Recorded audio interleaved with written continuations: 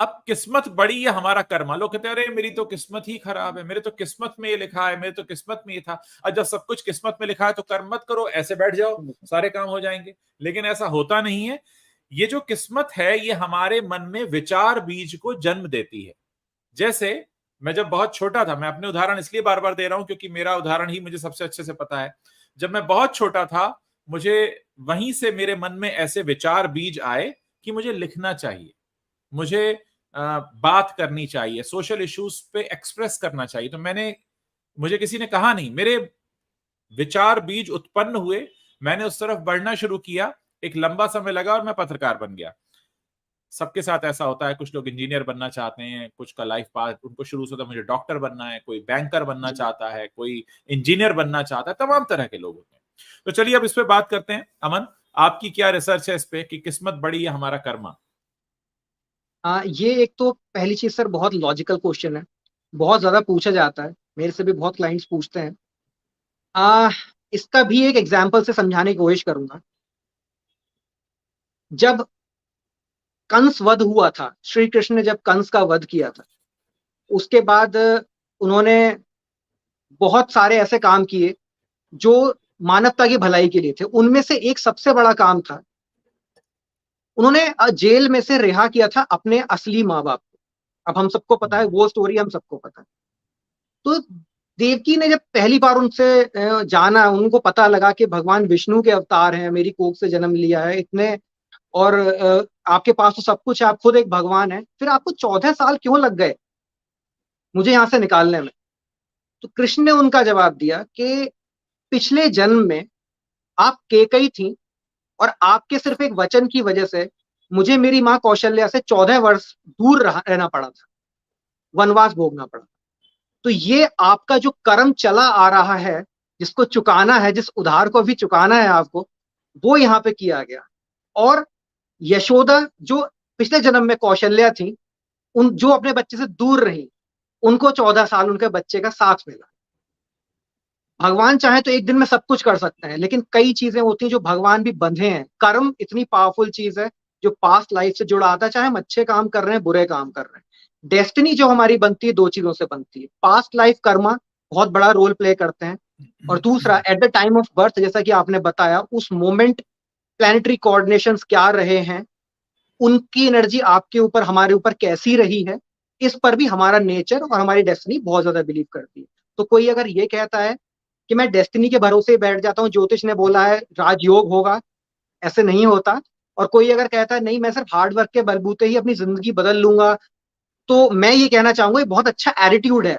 But कोई एक होता है जो सिर्फ हार्ड वर्क के बलबूते पे कर पाता है। बहुत लोग हैं जो आज बहुत स्ट्रगल कर रहे हैं, लेकिन गलत डायरेक्शन में। अगर उनको सिर्फ डायरेक्शन मिल जाए, हो सकता है उनका स्ट्रगल उनको फ्रूटफुल जगह पे ले जाए। तो ये एक मैं छोटा सा नजरिया है। जी। मैं इस पर एक बात कहना चाहूंगा, क्योंकि हमारे दर्शक हैं ज्योतिष नहीं समझते हैं, मैं आम भाषा में समझाना चाहूंगा। आपके घर में आपने देखा होगा, आपके घर में दो बच्चे हैं। एक जन्म के साथ ही बहुत ही अच्छा सुरीला गाना गाता है, उसको किसी ने सिखाया नहीं, वो आया है और वो 5-6 साल की उम्र से बहुत बढ़िया गाना गाता है। दूसरा है वो बड़ी कोशिश कर रहा है पर गाना नहीं गा पा रहा, लेकिन वो बड़ा अच्छा डांस कर लेता है। अब ये जो बच्चा डांस कर लेता है, ये गाने वाले को देखकर कहता है तुम इतना अच्छा कैसे गा लेते हो, मैं तो कितनी बार कोशिश करता हूं नहीं हो पाता। और ये गाने वाला बच्चा डांस करने वाले बच्चे को देख के कहता है यार मेरे तो हाथ पैर ही नहीं चलते, तुम्हारे तो बड़े इजीली चलते हैं।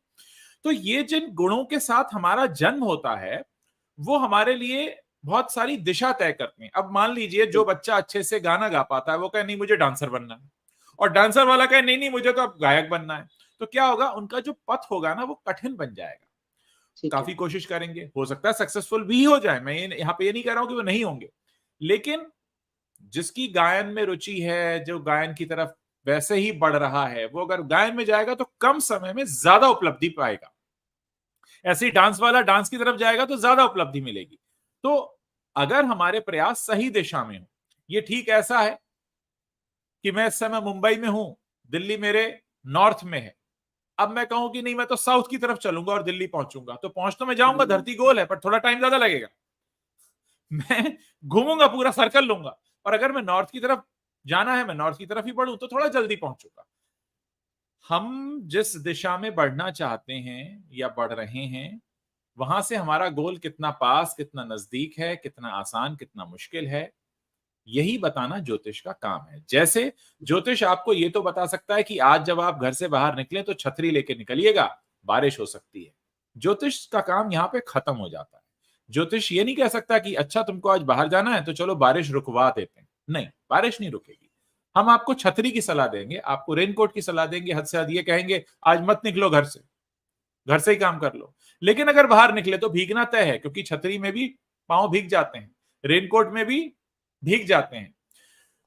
तो जो होना है वो निश्चित है। इसको कहने का मतलब ये बिल्कुल भी नहीं है कि जो होना है वो निश्चित है फिर मुझे कुछ नहीं करना है। आपका कर्म आपके साथ है और विधि का विधान अपने साथ है। आपको उसके बीच की दिशा लेनी है और अच्छे और पॉजिटिव की तरफ बढ़ना है। तो अमन, आपका भी यही कहना है जो मैंने समझाया यहाँ पर? बिल्कुल सर, बिल्कुल। और ये जो छतरी वाला एग्जाम्पल दिया आपने, ये बहुत प्रैक्टिकल है और बहुत ही बढ़िया है। यूजुअली कई बार जैसे क्लाइंट्स को मैं भी बोलता हूँ कि ज्योतिष का काम सिर्फ ये है कि आपकी गाड़ी रात को कहीं ट्रैवल कर रही है, उसने हेडलाइट ऑन कर दी, गड्ढे अभी भी आएंगे, स्पीड ब्रेकर्स अभी भी आएंगे, आप ही के हाथ में स्टीयरिंग का कंट्रोल है, क्लच ब्रेक सब आपके हाथ में है। आपको ड्राइव कैसे करना है अब आप देख के ड्राइव कर सकते हैं। तो ये एक रोल होता है ज्योतिष का।